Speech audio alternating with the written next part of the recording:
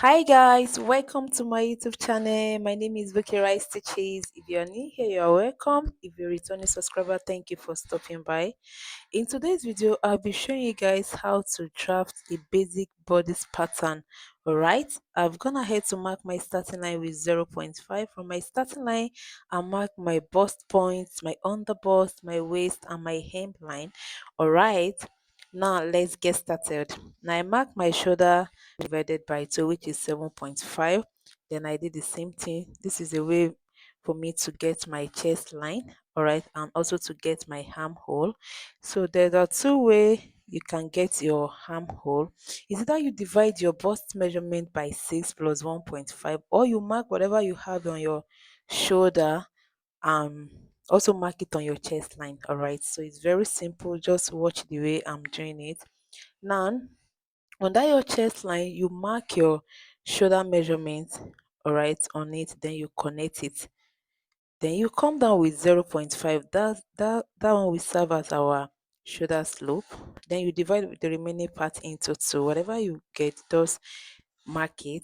Then on your shoulder, on your chest line, you mark your bust measurement. That one will help you to get your armhole or your arm side. All right.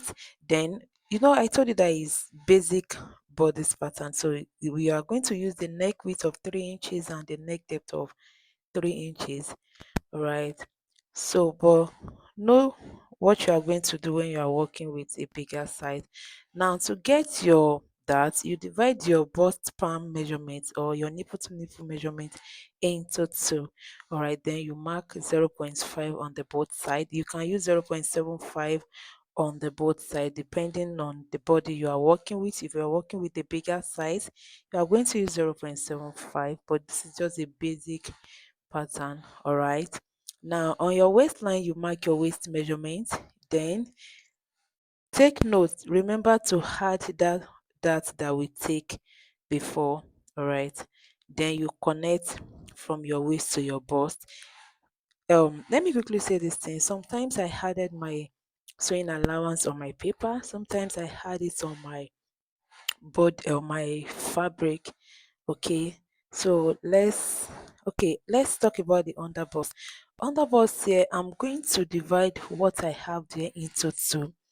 Underbust is, we normally get our back measurements from this underbust. You notice anytime you are taking your body measurement, you notice that our back is shorter than our front.